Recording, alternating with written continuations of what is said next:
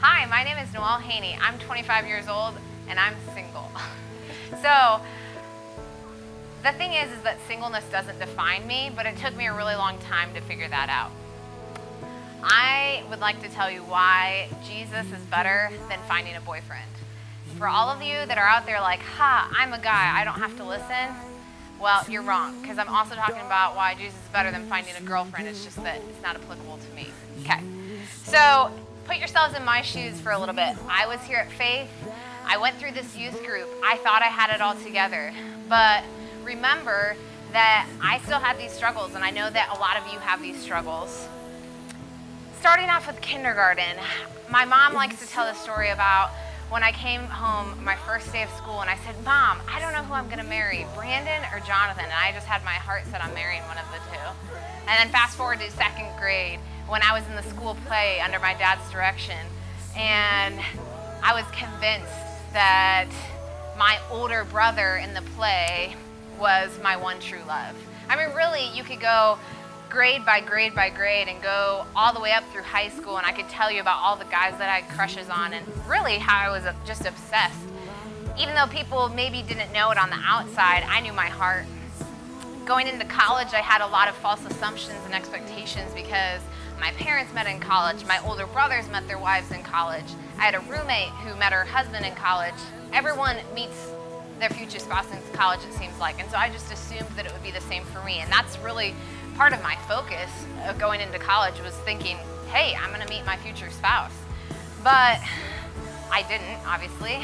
And I think for me that was really hard to grapple with, and really my whole life thinking about finding a boyfriend was just so important to me.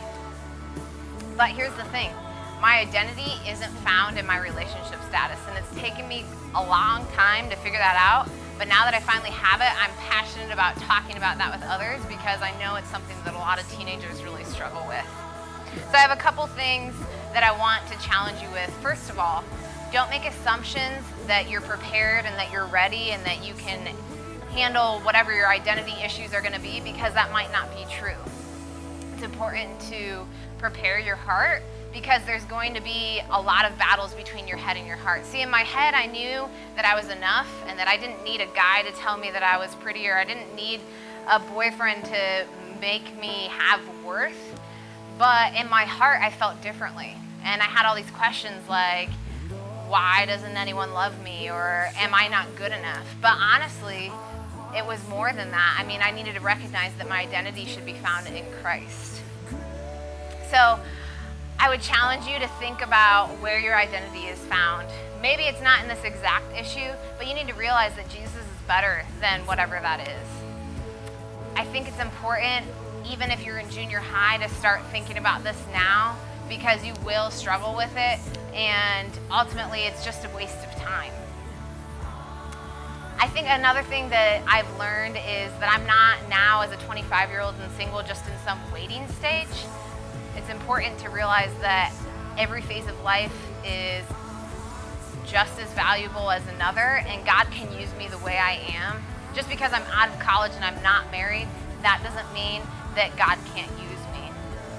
Sometimes it's about learning to roll with the punches. So all my students always ask me, are you dating anyone, or did you get married this weekend? It's actually kind of obnoxious. And I like to play around with them, and one time I actually posted an Instagram picture with my friend's engagement ring on my finger, and it was funny. But really, you learn that it's not about those things. So Tori told me once, hey, if you keep on having all these kids ask you about why you're still single, just tell them that your uncle, Pastor Johnny, just keeps on beating all the guys up.